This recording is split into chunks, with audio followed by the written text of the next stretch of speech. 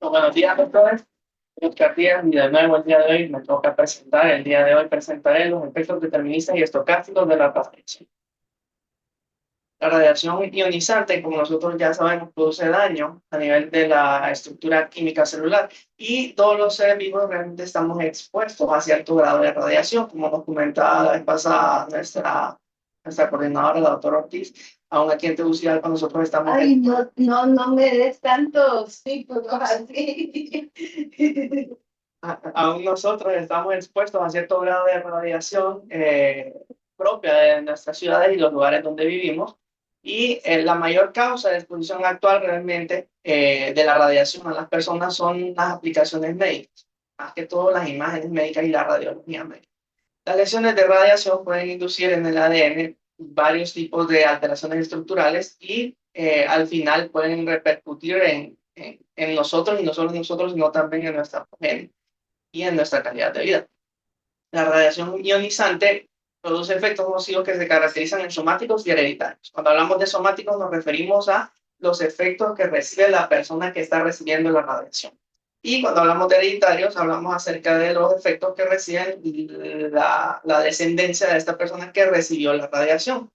Están esos dos criterios. El primero del que acabo de hablar es el criterio de transmisión y esos son los efectos. Y por naturaleza podemos hablar de efectos deterministas y estocásticos, que son los que competen para la clase del día de hoy. Ambos estos efectos, los que acabamos de hablar, los de somáticos y hereditarios, se clasifican dentro de estos, los estocásticos y determinísticos. Hablando del primero, si como consecuencia de la radiación se produce muerte de un número suficiente elevado de células de un órgano o tejido, habrá una pérdida de función del órgano, efecto que se conoce como determinista. En los efectos deterministas, la gravedad del efecto es una función de la dosis. Quiere decir que a mayor dosis va a haber mayor gravedad del efecto que la radiación va a tener en nosotros. Porque los efectos determinísticos tienen un umbral. Por debajo de este umbral no va a pasar nada, no se va a manifestar ningún efecto, o mejor dicho, el daño celular es tan poco que no va a dar un efecto que se pueda notar. Pero arriba de este umbral es cuando va a empezar a dar los efectos. Y los efectos más importantes se deben a lesiones celulares y pérdida de la capacidad reproductiva, en el caso de los efectos deterministas de la radiación. Entonces aquí podemos ver que este se caracteriza por ser dependiente de la dosis y que tiene un umbral. Por debajo de este umbral no hay daño, por arriba de este umbral entonces se manifiestan los efectos. Y hablando de los estocásticos, como consecuencia de la exposición a radiación, la célula puede no morir, sino verse modificada o mutada. En este caso se produce un efecto estocástico. Al contrario del otro, aquí lo que se ha afectado por la dosis es la probabilidad del efecto y no su gravedad. Quiere decir que la gravedad de los efectos que nos van a dar los efectos estocásticos o las mutaciones no tienen nada que ver con la dosis, sino la probabilidad de que estos se presenten en nosotros son los que sí tienen que ver con la dosis o las veces que nosotros nos veamos expuestos a la radiación, no la gravedad de los mismos. No se conoce si tienen un umbral y es más, no depende de la dosis, como le dije, y con tan solo una exposición que tengamos ya existe ese riesgo, esa probabilidad, aunque sea mínima, de que nosotros presentemos ese efecto. Y a mayor dosis, entonces va a haber más probabilidad. Los principales efectos que se presentan en estos son hereditarios y el más importante de todos, la carcinogénesis. Podríamos decir que todos los protocolos de radioprotección que nosotros utilizamos lo hacemos para evitar este último efecto que es la carcinogénesis, caracterizado por los efectos estocásticos de la radiación. Y aquí tengo un cuadro comparativo entonces de los dos, como estábamos hablando. Podemos decir que los efectos estocásticos son un mecanismo de una lesión subletal, o sea que no destruye, no hay una destrucción de células, por lo menos que no la podamos ver, sino más bien se caracteriza por la mutación de las mismas. Y en los efectos deterministas tenemos la lesión letal, que se caracteriza por un daño celular dado por una gran cantidad de radiación. La naturaleza de los efectos estocásticos puede ser somático o hereditaria y de los deterministas es más que todo somática. Sin embargo, también puede afectar la capacidad que tengamos de reproducir. La gravedad de los efectos estocásticos es independiente de la dosis, como les estaba diciendo, con el hecho de que nos veamos irradiados una vez, puede predisponer a que nos dé una enfermedad o una alteración muy grave, independientemente de cuánto fue la dosis. Y sin embargo, los efectos deterministas sí es dependiente de la dosis, porque tienen que superar el umbral que estos tienen para que se puedan manifestar en nosotros los daños celulares que los caracterizan. valga la redundancia, no hay dosis umbral en los efectos estocásticos ni en los efectos deterministas sí hay una dosis. Entonces, empezando, el ADN es el blanco de los efectos de la radiación. Los efectos biológicos todos van a dar a una molécula del ADN, pero es por dos mecanismos o dos vías, daño directo o daño indirecto. Entonces se dice que un 35% del daño al ADN es dado por un daño directo y la mayoría es dado por un daño indirecto que se caracteriza principalmente por un efecto que se llama radiólisis del agua y formación de los radicales libres, que está caracterizado porque cuando la radiación entra en contacto con cualquier ser vivo, que casi todos estamos hechos de una gran mayoría de agua, entonces se ioniza el agua y lo que se logra es que se creen radicales libres, y los radicales libres son solamente átomos o moléculas que tienen de sobra, podemos decir, uno o más electrones, y al tener estos electrones de sobra en su órbita, al entrar en contacto con otras sustancias, lo que hacen es que la alteran, la modifican, porque jalan electrones o desprenden electrones y modifican la estructura molecular de las cosas con las que entren en contacto. Y así es como indirectamente entonces dañan el ADN. Y en el caso del daño directo, cuando hay una transmisión de energía bastante fuerte, entonces hay un daño de radiación de efecto directo al ADN. Pero, como les dije, el principal daño se da por un daño indirecto y generalmente es por la radiólisis del agua. Como ya les hablé. Eso es en 10 a lo menos 12 10 a lo menos 12 segundos. Es chiquitísimo, una fracción de radiación, pero aún así tiene la capacidad de cambiar la carga a la... Y entonces se generan tres tipos de daños o fracturas al ADN. La radiación afecta el ADN de tres formas. Una fractura simple de cadena, como pueden ver, se llama simple porque generalmente solo es en una parte de la cadena. Una fractura doble de cadena, como podemos ver en dos partes de la cadena del ADN, y esta es la principal o la que más nos preocupa porque esa es la que predispone a que se forme las patologías oncológicas, las mutaciones de tipo oncológico. Y está también el rompimiento de los puentes biológicos. Entonces, estas tres formas son de las principales porque hay más formas en las que el ADN se ve afectado por la radiación. Y así es como se muta entonces la estructura de la célula.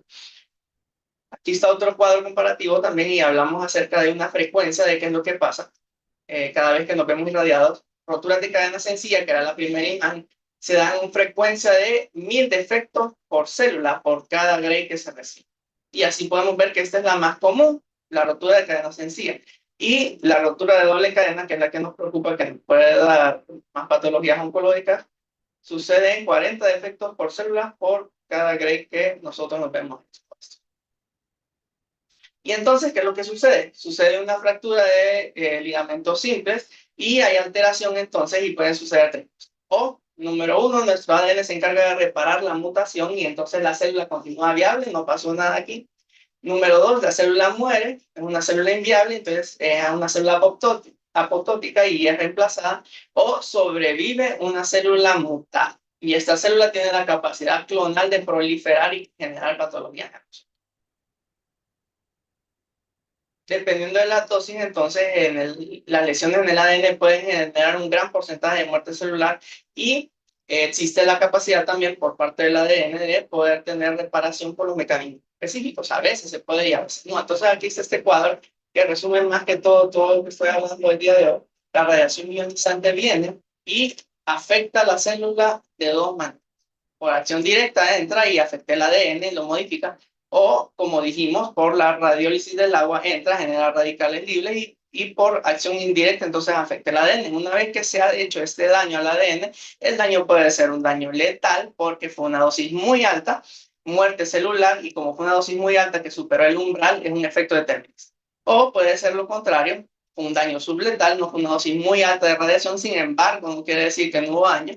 Hay mecanismos de reparación, a veces no hay mecanismos y hay un daño letal y pasamos al otro lado, a veces hay mecanismos de reparación adecuados y nos recuperamos, la célula se recupera y es una célula normal, o a veces se transforma la célula y eso es lo que se conoce como efecto estocástico. Cuando los mecanismos de reparación no funcionan en un daño subletal que no se puede ver a simple vista, pero más adelante entonces nos va a dar estos efectos de transformación celular.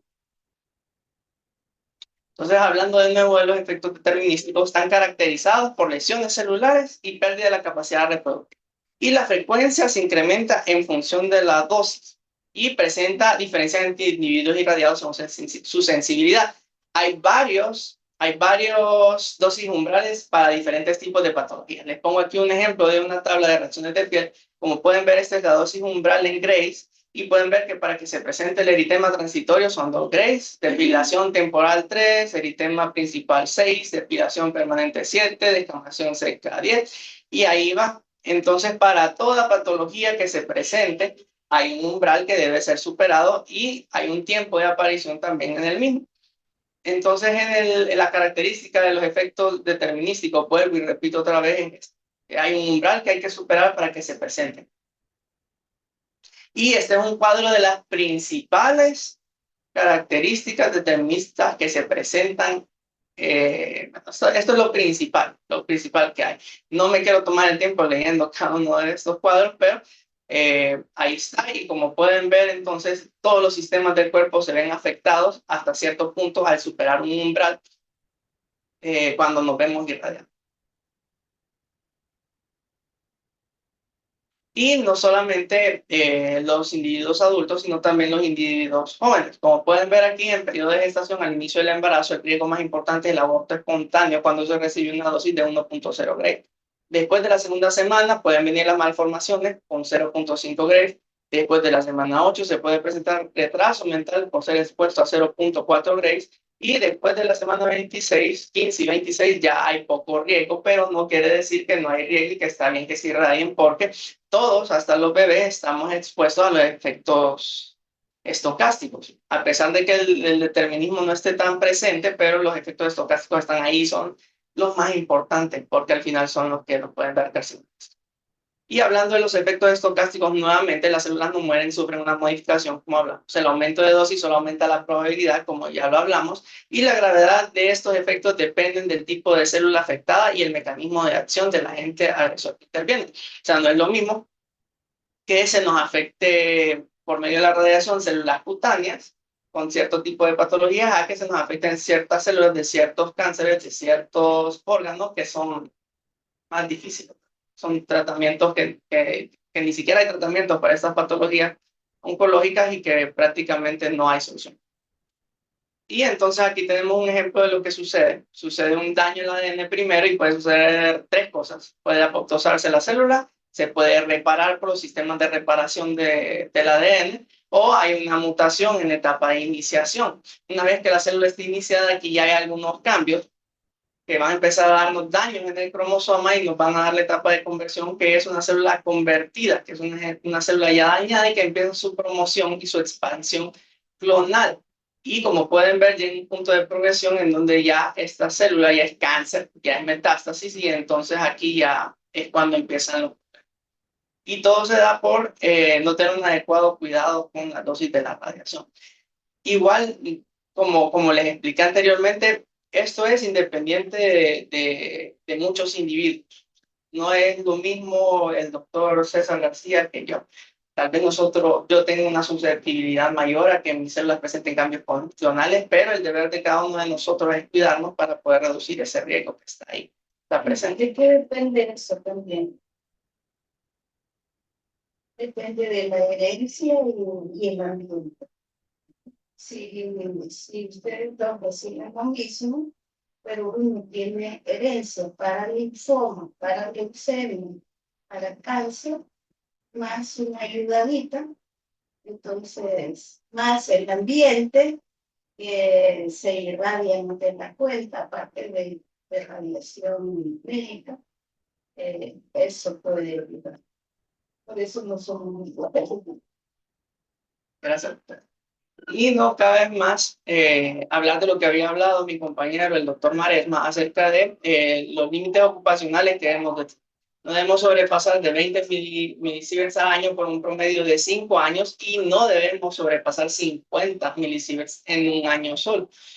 Y para la dosis de público, 1 milisieverts en un año. Y cuando nosotros tomamos estos cuidados, entonces cuando aplicamos estos límites, nos estamos cuidando, no reducimos el potencial peligro de que podamos presentar alteraciones, efectos estocásticos. Sin embargo, con esto reducimos bastante la probabilidad de que se vaya a dar. Y en esto deben entonces cuidar. Y esa era mi presentación. Muchas gracias.